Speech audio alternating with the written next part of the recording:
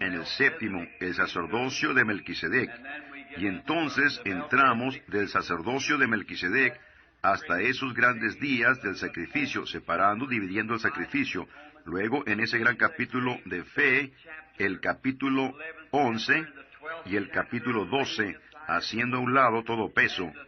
Y el capítulo 13, ese hogar eterno, no hecho por manos de hombre, sino Dios solamente quien ha hecho este gran hogar. ¡Cuán maravilloso! Estoy contento de ver a nuestra hermana allá atrás, que acaba de entrar al servicio. La veo a ella y a su esposo. Ayer íbamos subiendo un camino rumbo a un lugar que yo pensé que conocía cada rendijita y esquina, siendo que había sido guardabosques aquí en Indiana, y patrullé por muchos años. Yo conocía cada lugar, pero yo me hubiera perdido ayer allá arriba, en donde ellos estaban, en la cima de las Sierras Knobs, un camino nuevo. Y la señora tenía cáncer en los pulmones. Y el Señor definitivamente sanó a la mujer. Tomamos, y cómo vino todo. Estábamos allí sentados. El hermano Robertson, él probablemente está aquí hoy. Veo a su esposa y al hermano Wood, quien está aquí. Y estábamos allá arriba en un camión viejo. El hermano Robertson y yo y el hermano Wood. Y nos metimos en este camión y subimos allá a la cima de la sierra. Y allí el Señor mostró definitivamente el cáncer. Y entonces nos quedamos parados allí y lo vimos salir de la mujer. Con nuestros propios ojos nos quedamos y observamos irse de la mujer. Y ella llamó a la esposa del hermano Wood y me estaba diciendo que estaba escupiendo esa cosa muy negra. Y aquí está ella en esta mañana sentada en la iglesia allá atrás, ella y su amado esposo teniendo un tiempo maravilloso en el Señor. ¿No es él maravilloso? Y yo no sabía que aquí por lo general al pueblo que está por aquí es muy raro que sucedan visiones aquí. Este es mi hogar. Y quiero decir en la iglesia, el domingo hace una semana nosotros, ¿cuántos estaban aquí y vieron al hombre en la silla de ruedas, ciego, inválido, sin balance? Los nervios del cerebro estaban acabados y la clínica Mayo lo había desahuciado y un doctor católico, amigo mío, lo envió aquí. Y antes de venir al servicio, el Señor me dio una visión del hombre. Todos ustedes saben eso. Y allí el hombre fue sanado por así, dice el Señor.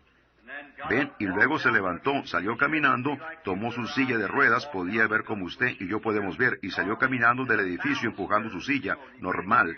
Y el nervio del equilibrio, ustedes saben, uno no se puede mantener de pie, ¿ven? Nada más no puede. Y por años es ese. Y ayer, cuando llegué allá, la señora me había soñado entrar justamente a las 12 en punto y declararla con cáncer, y luego, así, dice el Señor, y ella fue sanada, y ella despertó. Y eran exactamente las 12 en punto, y el Espíritu del Señor descendió, y ahí ese sueño que ella tuvo, y el Señor dio la interpretación, y ella fue sanada allí mismo, en ese momento, allí mismo, en donde nosotros estábamos observando. ¡Cuán maravilloso! No recuerdo su nombre. ¿Cuál es? ¿Cuál es su nombre, hermana? Walton. Hermana Walton, sentada allá atrás. ¿Pudiera ponerse de pie, hermana Walton? Quiero preguntarle cómo se siente. Amén. ¡Qué bueno! Eso está muy bien. Él es tan bueno al bendecirnos de esa manera. Así que estamos esperando la sumamente, abundantemente, gran medida de Dios. Un doctor le había ocultado esto a ella. Él le dijo a ella que solamente estaba respirando de un solo lado. Lo que era es que un cáncer había crecido hasta el otro lado y cortado la respiración de ese lado del pulmón. ¿Ven ustedes? Usted no puede ver el cáncer a través de los rayos X, porque el cáncer de por sí es una célula y es vida. Y usted simplemente atraviesa el cáncer con los rayos X. Usted no lo ve. Pero el Señor verdaderamente, nos quedamos ahí y lo observamos nosotros mismos con nuestros propios ojos. Lo observamos moverse e irse con nuestros propios ojos. Así que estamos tan agradecidos por eso. Y ahora, oren por nosotros en esta semana en que estaremos ausentes. El hermano Neves probablemente continuará en donde yo me quedé para el servicio del miércoles por la noche. No fallen en verlo en esta gran cadena del libro de Apocalipsis. Ahora bien, yo sé que se han ofrecido muchas oraciones y nosotros sabemos que Dios escucha la oración, pero nosotros, en esta mañana, queremos ofrecer una pequeña oración antes de la lectura del libro. Ahora, cualquier persona que es capaz puede leer el libro de esta manera, o puede abrirlo de esta otra manera, pero se requiere Dios solamente para abrir el entendimiento, porque Él es el único que puede hacerlo. Así que inclinemos nuestros rostros por un momento. Ahora, Padre, en el nombre de tu amado Hijo, el Señor Jesús, lo más humildemente venimos ahora a someternos como tus siervos, para que tú puedas hablar a través de nosotros. Circuncida los labios que hablan y los oídos que oyen, para que la palabra pueda ser hablada por Dios y escuchada por el Espíritu en el pueblo. Concédelo, Padre. Permite que Él tome la palabra de Dios y nos ministre conforme a la necesidad que tenemos, porque te lo pedimos en su nombre y para su gloria. Amén. Ahora, leyendo esta mañana, estamos estudiando, no estamos predicando, solamente estudiando este libro de Hebreos. ¿Cuánto lo están disfrutando? Oh, estamos teniendo un tiempo maravilloso. Y ahora solo estudiando de cerca escritura sobre escritura. Toda la Biblia entera se ata. No hay una palabra fuera de su lugar, si es unida por el Espíritu Santo. Ahora, los hombres han dicho que la Biblia se contradice ella misma. Yo quiero verlo. Yo he pedido eso por 25 años y no ha habido uno todavía que lo muestre. La Biblia no se contradice. Si lo hizo, no es la Biblia. El gran Jehová infinito no podría él mismo contradecirse. Así que no hay contradicción en la Biblia. Solamente son los malos entendimientos de la gente. Ahora, como una base, hasta que regresemos, ahora el libro de Hebreos fue escrito por San Pablo a los hebreos. Él escribió uno a los efesios. Esa fue a la gente en Éfeso, la iglesia cristiana, uno a los romanos en Roma y uno a los gálatas y otro a los hebreos. Ahora, nos damos cuenta que Pablo, siendo un maestro bíblico para empezar, eso es lo que aprendimos, que él estuvo bajo el gran maestro, uno de los más grandes de sus días, Gamaliel, y él estaba bien versado en el Antiguo Testamento. Él lo sabía bien, pero llegó a ser un perseguidor del camino, que era el camino de Cristo, porque él había sido entrenado en el Antiguo Testamento bajo maestros. Pero los maestros, por lo general carnales, espero no decir algo mal, pero por lo general, si un hombre tiene únicamente la enseñanza y la manera de las escuelas, generalmente es hecha por hombre. ¿Ven? No está inspirada, porque llega a ser una doctrina de una escuela. La tenemos hoy, presbiterianos, luteranos, pentecostales, todos. Estas escuelas tienen su propia teoría, y ellos solamente meten las escrituras en esto, y fue lo mismo en el Antiguo Testamento. Pero Pablo, siendo bien entrenado y conociendo las escrituras por la palabra, pero, ¿ven ustedes? Las escrituras, no importa cuán bien ustedes las conozcan, si el Espíritu no las vivifica, entonces la letra mata. El Espíritu da vida. ¿Ven? Deben de ser vivificadas o hacerlas vivir por el Espíritu. Si el Espíritu no le da vida a la palabra y la hace una realidad a ustedes, entonces la letra es solo intelectual. Ahí es en donde tenemos tantos cristianos que confiesan hoy, o cristianos que profesan, quise decir, es una concepción intelectual de Cristo. Entonces nos desviamos en, bueno, Él tenía que sentir algo, y ellos tenían que hacer algo, y, entraremos en todo eso después de un rato. Uno tenía que gritar, los metodistas solían gritar antes que lo recibieran, los pentecostales tenían que hablar en lenguas antes que lo recibieran, y, algunos de ellos, los tembladores, solían temblar. Ustedes saben, ellos caminaban de atrás para adelante, los hombres en un lado y las mujeres en el otro. ¿Ven? Tembladores. Entonces el Espíritu Santo venía sobre ellos y los sacudía. Decían que lo habían recibido. Pero eso es solo fantasía, nada de eso es la verdad. Dios vive en su palabra. Fe viene por el oír la palabra.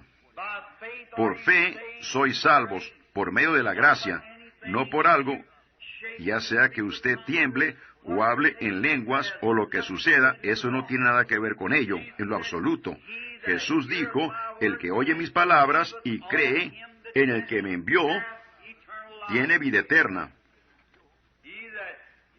El que oye mi palabra y cree, ha sido vivificado en él.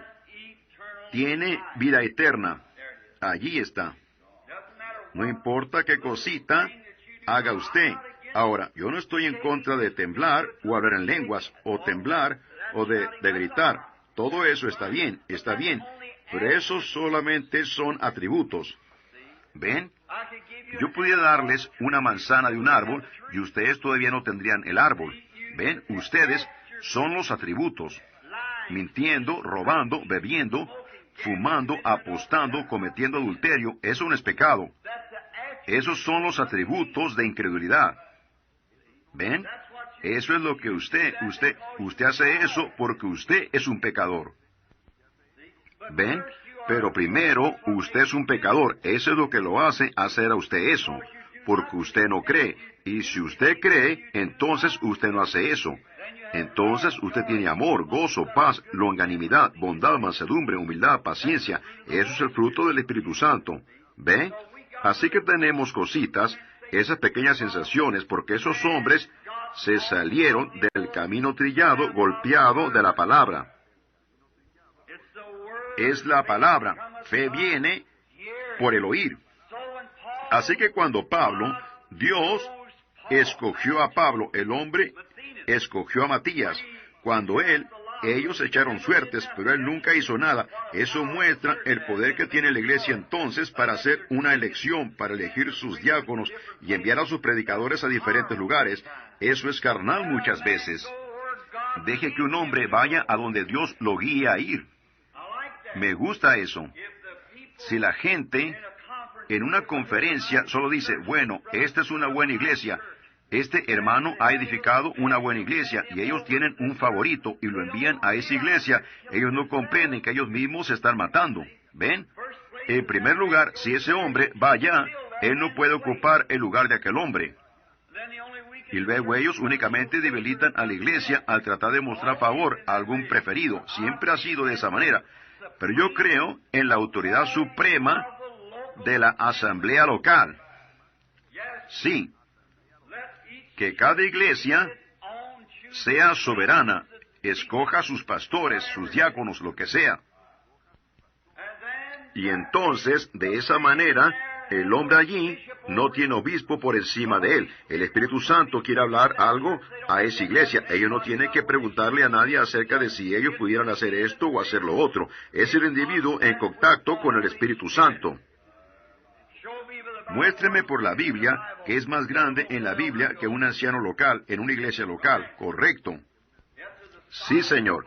La soberanía de la iglesia local, cada iglesia en sí. Ahora, la hermandad, eso es maravilloso. Todas las iglesias deberían de estar en una hermandad de esa manera juntos, pero la soberanía de la iglesia local. Fíjense en Pablo, siendo un gran maestro, enseñador, bien entrenado. Un día, en su camino a Damasco para arrestar a la gente que estaba en este nuevo camino. Ahora, él era sincero. Dios no lo juzga a usted por su sinceridad. Yo nunca he visto a gente más sincera que a los paganos. Muchos de ellos aún matan a sus propios hijos y demás cosas para sacrificio a un ídolo. No es la sinceridad. Un hombre pudiera tomar ácido carbólico, sinceramente pensando que él estaba tomando algo más. La sinceridad no lo salva a usted. Hay camino que parece derecho al hombre, pero su fin son caminos de muerte. Pablo era sincero cuando él testificó con su propia autoridad para predicar a Esteban. Al pasar de los años, me gusta la disculpa de Pablo. Él dijo, yo no soy digno de ser llamado un discípulo, o ser llamado un apóstol, porque yo perseguí a la iglesia aún hasta la muerte, con sinceridad. Y en su camino, él recibió una experiencia. El Espíritu Santo salió en una gran columna de fuego y lo cegó. Ahora, ya hemos pasado por eso. Esa columna de fuego era Cristo. Y Él es la misma columna de fuego que guió a los hijos a través del desierto. Cristo era Dios y Dios era Cristo. Dios se hizo carne y habitó en el cuerpo del Señor Jesús. Dios estaba en Cristo reconciliando al mundo para sí mismo, mostrando lo que Él era. En la Biblia, aquí en los primeros versículos, hemos estado leyendo que Él mismo se hizo menor que los ángeles, tomando la forma, no de ángeles, sino tomando la forma de carne. Los ángeles no habían caído, ellos no necesitaban redención, la carne había caído. Seres humanos, y ellos necesitaban redención. Así que en las leyes antiguas, un hombre debería de ser un redentor. Pero primero, él tenía que ser pariente. El gran libro de Ruth, pasamos por él aquí hace tiempo. Y cómo Dios, siendo espíritu, se hizo pariente con nosotros al llegar a ser uno de nosotros. Para poder redimirnos y darnos vida eterna, Él tuvo que llegar a ser uno de nosotros, para que por medio de gracia nosotros pudiéramos ser como Él.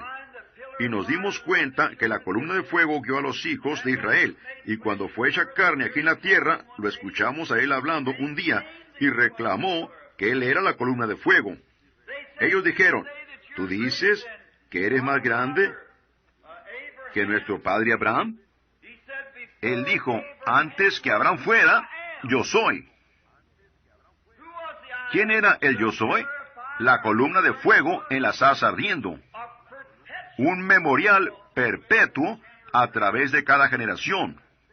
No solamente esa generación, sino esta generación. La misma columna de fuego. Y estamos agradecidos en esta mañana que aún tenemos la fotografía de ella, de que Él no ha cambiado. Él es el bendito, inmortal, eterno. Él hace las mismas cosas ahora que hizo en aquel entonces. Y cuán contentos nos hace sentir. Pero antes que Pablo aceptara esta experiencia, sabiendo que el ángel del Señor era la columna de fuego, la cual era Cristo, él era el ángel del pacto, el cual era Cristo. Moisés pensó mejor que escogió mejor sufrir las aflicciones con el pueblo de Cristo y ser guiado por Cristo que todos los tesoros de Egipto. Él siguió a Cristo, el cual estaba en la forma de la columna de fuego. Entonces Cristo dijo, yo vine de Dios cuando Él estaba aquí en la tierra, y regreso a Dios. Después de su muerte, sepultura y resurrección, está sentado con su cuerpo glorificado a la diestra de la majestad para hacer intercesiones. Pablo lo vio como la columna de fuego otra vez. Una luz que casi lo hizo perder sus ojos. Lo cegó. Pedro lo vio entrar en la cárcel como una luz y abrió las puertas delante de él mientras él salía. Nos dimos cuenta que Él era el Alfa y la Omega, el primero y el último, y aquí está Él con nosotros hoy, haciendo las mismas cosas que Él hizo entonces, haciéndose el mismo visible otra vez a nosotros, mostrándoselo al mundo científico. ¡Oh!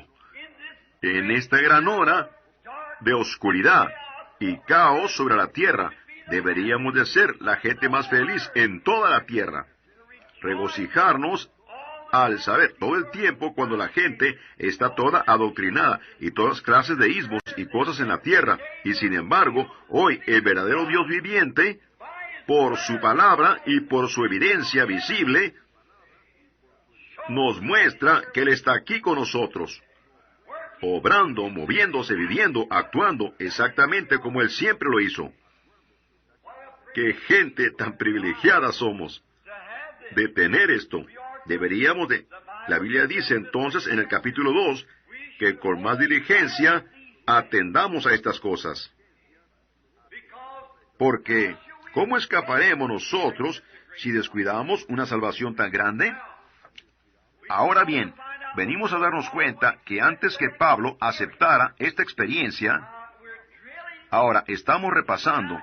Ahora, no importa qué clase de experiencia usted haya tenido alguna vez, iglesia, yo quiero recordarles a ustedes algo. No importa cuán buena se mire, cuán real parezca, primero debe de ser probada por la Biblia. Siempre en la palabra.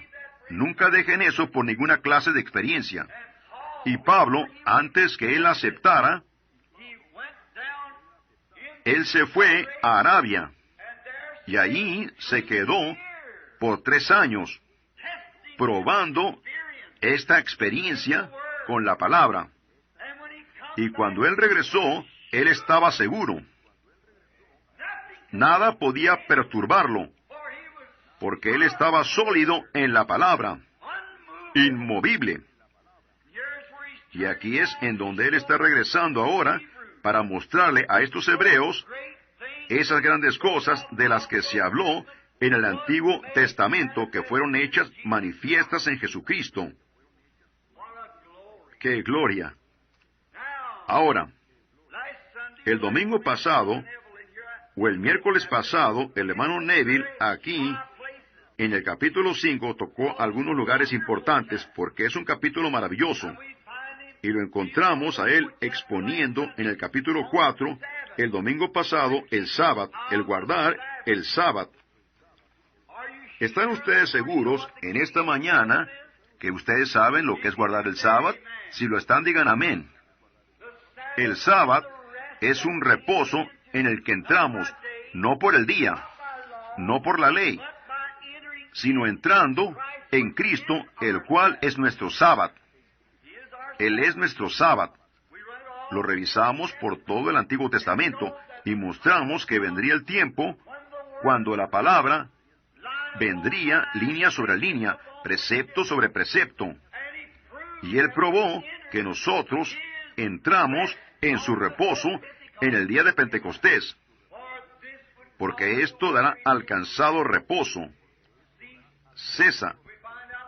Y nos dimos cuenta que Dios determinó un día en David respecto al día séptimo, y Dios reposó en el séptimo, dado a los hijos de Israel en el desierto. Y otra vez Él determinó un día. ¿Qué día fue? Un cierto día en la semana. El día cuando ustedes escuchen su voz, no endurezcan su corazón. Ese es el día en el que Él está entrando para darles una paz eterna. Un sábado eterno.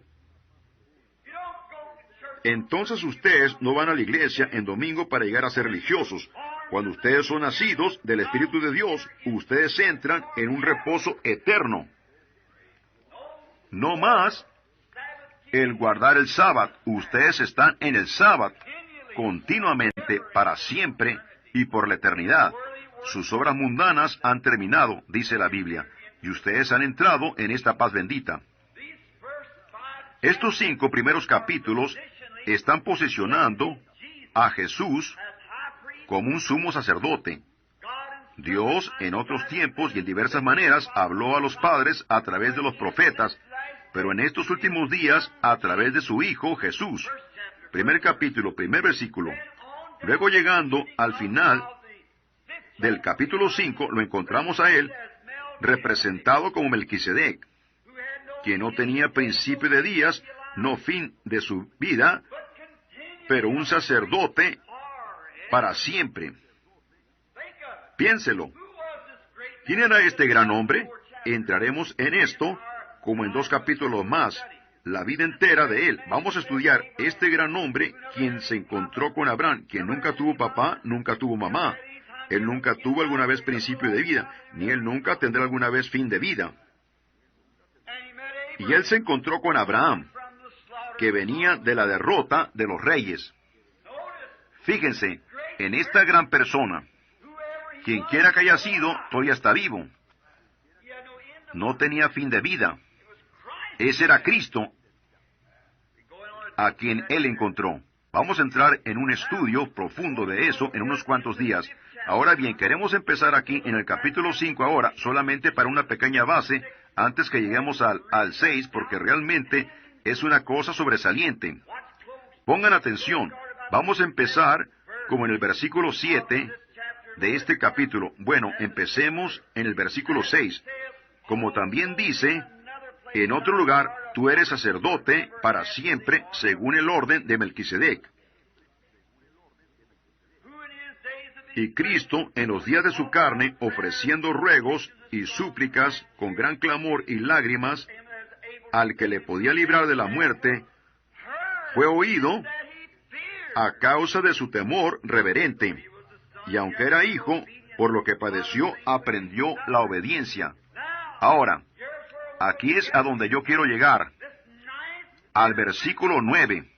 Escuchen, creo que el hermano Neville lo tocó el miércoles. Yo no estaba aquí, pero escuchen. Y habiendo sido perfeccionado, vino a ser autor de eterna salvación para todos los que le obedecen.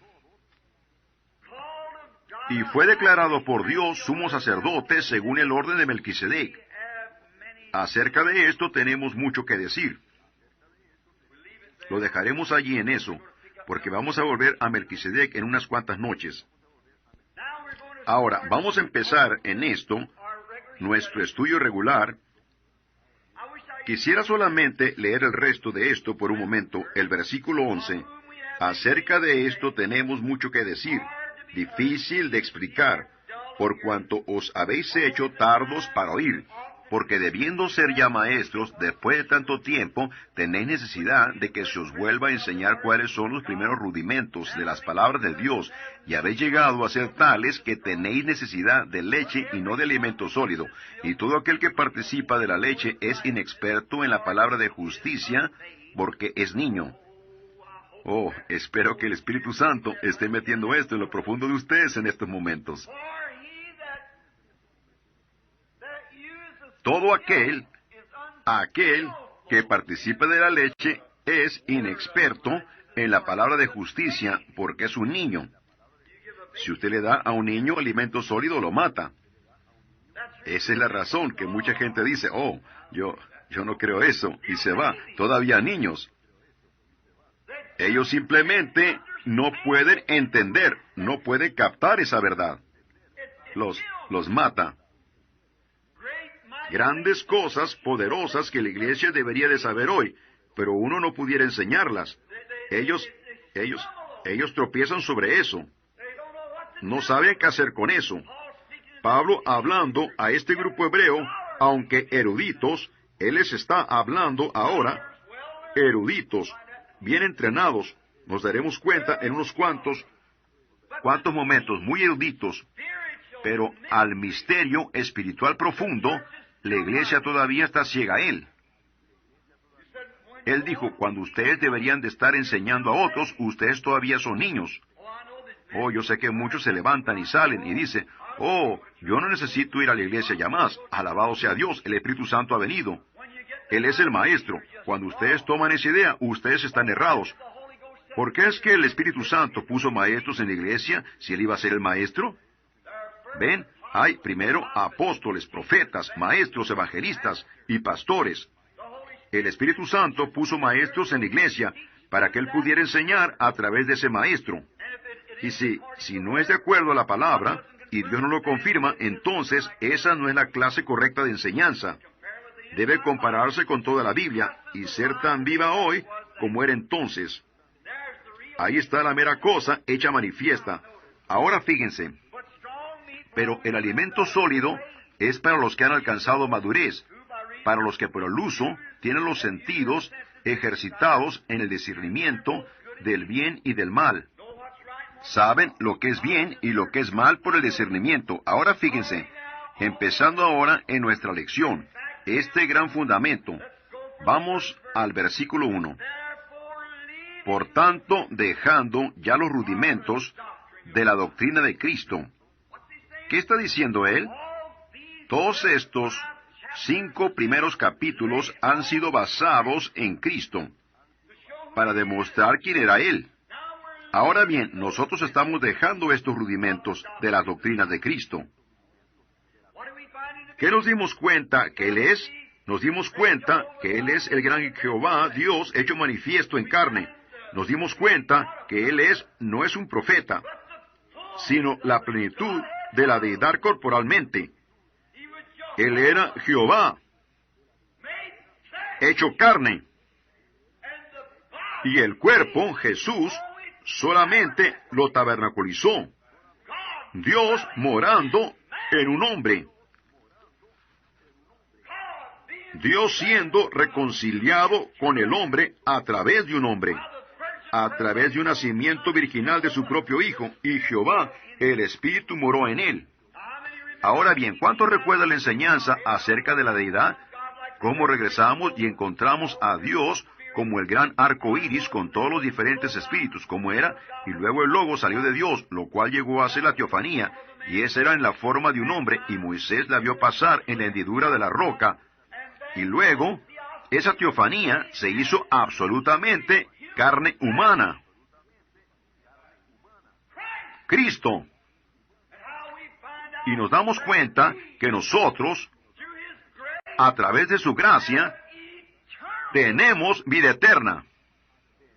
Ahora, la palabra para siempre es por una distancia, por un espacio de tiempo. En la Biblia dice por siempre y para siempre, una conjunción. Pero para siempre únicamente significa un tiempo. Pero eterno significa para siempre. Y únicamente todo lo que tenía principio tiene un fin. Pero las cosas que no tenían principio no tienen fin. Así que Dios no tenía principio. Y Él no tiene fin. Y así que Melquisedec, el gran sacerdote, como un hombre, él no tenía principio. Y él no tiene fin. Y cuando nosotros, a través de esa teofanía que nosotros fuimos hechos a la imagen de Dios antes que el mundo aún fuera hecho, cuando esa teofanía fue hecha carne y habitó entre nosotros, luego, a través de su muerte, nosotros mismos recibimos su Espíritu y no tenemos fin. Vida eterna. No ángeles, sino hombres y mujeres. Oh, de alguna manera, si yo pudiera encontrar solamente la manera que mi audiencia lo captara, ustedes nunca serán un ángel. Dios hizo a los ángeles. Y Dios hizo al hombre. Y lo que Dios hace proviene de Dios, lo cual es tan eterno como Dios es. Y el hombre es tan eterno como su Creador. Porque Él fue hecho desde eternidad. Pero el pecado tiene un fin. El sufrimiento tiene un fin. Por lo tanto, no puede haber un infierno eterno. Hay un infierno, fuego y azufre, sabemos eso. Pero no hay infierno eterno. Solamente hay un tipo de vida eterna, y esa pertenece a Dios. Si ustedes van a sufrir para siempre, ustedes tienen vida eterna.